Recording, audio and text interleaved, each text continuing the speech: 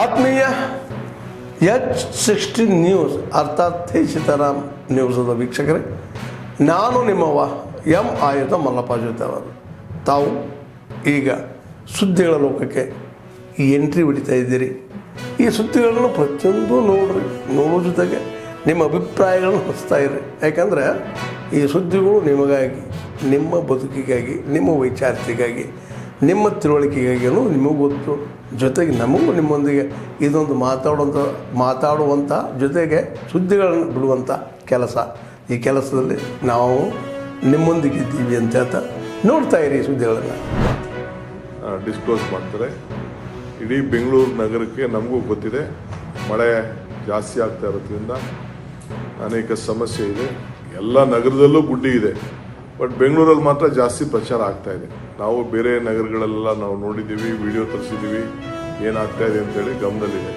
ಆದರೆ ಮಾಧ್ಯಮದವರು ಬೇರೆಯವರೆಲ್ಲ ನಮ್ಮಲ್ಲೇ ಸ್ವಲ್ಪ ಜಾಸ್ತಿ ಇಲ್ಲಿ ಸೋಷಿಯಲ್ ಮೀಡಿಯಾ ಭಾಳ ಆ್ಯಕ್ಟಿವ್ ಇರೋದ್ರಿಂದ ನಾವು ನಿಮಗೆ ಮೀಡಿಯಾ ಅವ್ರಿಗೆ ಭಾಳ ಫ್ರೀ ಬಿಟ್ಟಿದ್ದೀವಲ್ಲ, ಬೇರೆಯವರೆಲ್ಲ ಫುಲ್ ಕಂಟ್ರೋಲ್ ಮಾಡ್ತಾ ಇದ್ದಾರೆ ಮೀಡಿಯಾನ. ಬಟ್ ನಮ್ಮ ರಾಜ್ಯದಲ್ಲಿ ನಿಮ್ಗೆ ಯಾರನ್ನೂ ನಾವು ಕಂಟ್ರೋಲ್ ಮಾಡ್ತಾ ಇಲ್ಲ, ಫ್ರೀಯಾಗಿ ಬಿಟ್ಟಿದ್ದೀವಿ. ಸೊ ಈ ಹಿನ್ನೆಲೆಯಲ್ಲಿ ನಿಮ್ಮ ಸಲಹೆ ಕೂಡ ನಾವು ತೆಗೆದುಕೊಂಡು ನಾವು ಮುಖ್ಯಮಂತ್ರಿಗಳು ಇದ್ರ ಬಗ್ಗೆ ಏನಾದ್ರು ಒಂದು ಅಂತಿಮ ಮಾಡಬೇಕು ಅಂತೇಳಿ ಕರೆದು ಎಲ್ಲ ಆಫೀಸರ್ಸ್ ಹತ್ರ ಚರ್ಚೆ ಮಾಡಿದ್ದಾರೆ. ಎಲ್ಲರಿಗೂ ಏನು ವಾರ್ನಿಂಗ್ ಕೊಟ್ಟಿದ್ದಾರೆ. ಮಿಕ್ಕಿದ್ದು ಏನು ತೀರ್ಮಾನ ಮಾಡಿದ್ದೀವಿ ಅನ್ನೋದನ್ನು ಮುಖ್ಯಮಂತ್ರಿ ತಿಳಿಸ್ತಾರೆ. ಸ್ನೇಹಿತರೆ ನೋಡ್ರಿ, ಅಯೋಗ್ಯರಿದ್ದಾರೆ ಕಾಂಗ್ರೆಸ್ನವರು. ವೋಟ್ ಚೋರಿ ಅಲ್ಲ, ದೇಶದ ಜನ ಇವತ್ತು ಕಾಂಗ್ರೆಸ್ ಬಗ್ಗೆ ಯಾಕೆ ವಿಶ್ವಾಸನ ಕಳೆದುಕೊಂಡಿದ್ದಾರೆ, ಕಾಂಗ್ರೆಸ್ ಪಕ್ಷದ ನಾಯಕತ್ವದ ಬಗ್ಗೆ ಯಾಕೆ ವಿಶ್ವಾಸನ ಕಳೆದುಕೊಂಡಿದ್ದಾರೆ ಅಂತೇಳಿ ಆಲೋಚನೆ ಮಾಡಬೇಕು. ಇವತ್ತು ವೋಟ್ ಚೋರಿ ಬಗ್ಗೆ ಮಾತನಾಡ್ತಕ್ಕಂಥ ರಾಹುಲ್ ಗಾಂಧಿ ಆಗಲಿ, ಸಿದ್ದರಾಮಯ್ಯನವರಾಗಲಿ, ಡಿ ಕೆ ಶಿವಕುಮಾರ್ ಅವರಾಗಲಿ ಇವತ್ತು ದೇಶದ ಮತದಾರರಿಗೆ ಅಪಮಾನ ಮಾಡ್ತಾ ಇದ್ದಾರೆ. ಯಾವ ಕಾರಣಕ್ಕೆ ಇವತ್ತು ದೇಶದ ಜನ ನಿಮ್ಮನ್ನು ಧಿಕ್ಕರಿಸಿದ್ದಾರೆ ಅದ್ರ ಬಗ್ಗೆ ಯೋಚನೆ ಮಾಡಲಿ. ದೇಶದ ಜನ ಸ್ಪಷ್ಟವಾಗಿ ಬಯಸಿರ್ತಕ್ಕಂಥದ್ದು ನರೇಂದ್ರ ಮೋದಿಜಿಯವರ ನಾಯಕತ್ವ. ನರೇಂದ್ರ ಮೋದಿಜಿಯವರ ನಾಯಕತ್ವನ ಮೆಚ್ಚಿ 3ನೇ ಬಾರಿಗೆ ದೇಶದಲ್ಲಿ ಇವತ್ತು ಅಥವಾ ಅಧಿಕಾರಕ್ಕೆ ತರುವಂಥ ಕೆಲಸ ಮಾಡಿದ್ದಾರೆ. ಪ್ರಧಾನಮಂತ್ರಿ ನರೇಂದ್ರ ಮೋದಿಜಿಯವರು ಸತತವಾಗಿ 3ನೇ ಬಾರಿಗೆ 11 ವರ್ಷಗಳಿಂದ ದೇಶ ನಡೆಸ್ತಾ ಇದ್ದಾರೆ. ಇವತ್ತು ರಾಹುಲ್ ಗಾಂಧಿ ಕೇಳೋದಕ್ಕೆ ಇಷ್ಟಪಡ್ತೇನೆ, ನೀವು 55-60 ವರ್ಷಗಳ ಕಾಲ ಕಾಂಗ್ರೆಸ್ ಪಕ್ಷ ದೇಶ ನಡೆಸ್ತಲ್ಲ, ಯಾವತ್ತಾರ ಭಾರತ ಅಭಿವೃದ್ಧಿ ಪಥದಲ್ಲಿ ಸಾಗಬೇಕು ಅಂತ ಯೋಚನೆ ಮಾಡಿದ್ದೀರಾ? ಆದರೆ ನಮ್ಮ ಪ್ರಧಾನಮಂತ್ರಿ ನರೇಂದ್ರ ಮೋದಿಜಿಯವರು 2047ನೇ ಇಸ್ವಿಗೆ ಒಂದು ಅಭಿವೃದ್ಧಿ ಹೊಂದಿರತಕ್ಕಂಥ ದೇಶ ಆಗಬೇಕು, ವಿಕಸಿತ ಭಾರತ ಆಗಬೇಕು ಅನ್ನುವ ಕನಸನ್ನು ಹಿಡ್ಕೊಂಡು ಹೊರಟಿದ್ದಾರೆ. ಇದು ಯಾವುದನ್ನು ಕೂಡ ಸಹಿಸ್ಕೊಳ್ಳೋದಕ್ಕೆ ಸಾಧ್ಯ ಆಗದೇನೆ ಇವತ್ತು ರಾಹುಲ್ ಗಾಂಧಿ ಅವರು ಮನ ಬಂದಂತೆ ನಡೆದುಕೊಳ್ತಾ ಇದ್ದಾರೆ. ಇವತ್ತು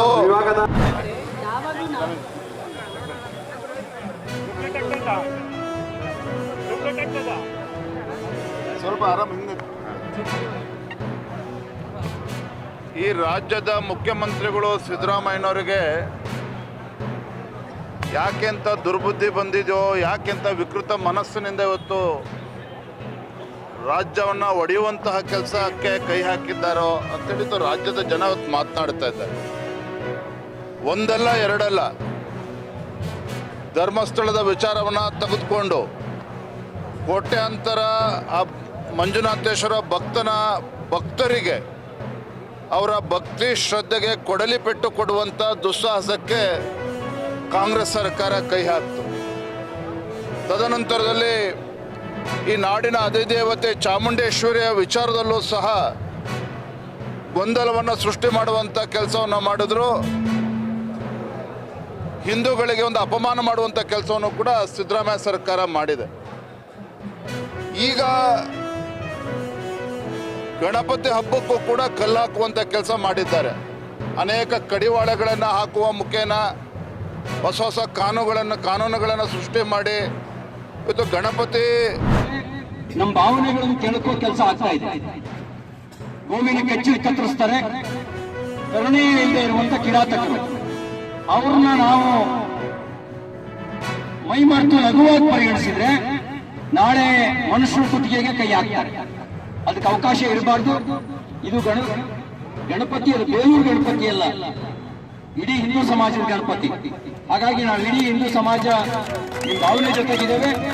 ಸಂಜೆವರೆಗೂ ಸಮಯ ಈಗಾಗಲೇ ನಿಗದಿ ಮಾಡಿದ್ದೀರಿ. ನಾಳೆ ಹೋರಾಟಕ್ಕೆ ಕರೆಯನ್ನು ಕೊಟ್ಟಿದ್ದೀವಿ. ನಾವು ಕೂಡ ಚಿಕ್ಕಮಗಳೂರಿನಿಂದ ಹೋರಾಟಕ್ಕೆ ನಿಮ್ ಜೊತೆಗೆ ಕೈ ಜೋಡಿಸ್ತೀವಿ ಅಂತ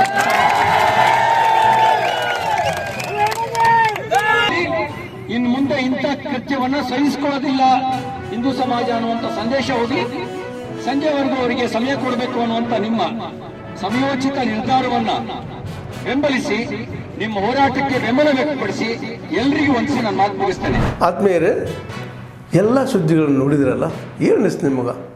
ಇದರಲ್ಲೇ ನಿಮ್ಗೆ ಲೈಕ್ ಆಗಿರ್ಬೋದು, ಡಿಸ್ಲೈಕು ಆಗಿರ್ಬೋದು, ಕಾಮೆಂಟ್ ಬೇಡಪ್ಪ ಅಂತೂ ಅನಿಸಿರ್ಬೋದು, ಕಾಮೆಂಟ್ ಮಾಡಬೇಕಪ್ಪ ಅನಿಸಿರ್ಬೋದು, ಶೇರ್ ಮಾಡಬಾರ್ದಪ್ಪ ಅನಿಸಿರ್ಬೋದು, ಅದು ಮಾಡಬೇಕು ಅನಿಸಿರ್ಬೋದು. ಏನಾದರೂ ಆಗಲಿ ಶೇರ್ ಮಾಡ್ತಾಯಿರಿ, ಈ ನ್ಯೂಸ್ಗಳನ್ನ ಹಂಚ್ತಾ ಇರಿ, ಜೊತೆಗೆ ಇದಕ್ಕೆ ಸಬ್ಸ್ಕ್ರೈಬ್ ಆಗ್ತಾಯಿರಿ ಅಂತ ಹೇಳ್ತಾ H16 ನ್ಯೂಸ್ ಅರ್ಥಾತ್ ಹೇ ಸೀತಾರಾಮ್, ಇದು ಸತ್ಯದ ಕೈಗೆ ನಡಿ. ವಂದನೆಗಳು.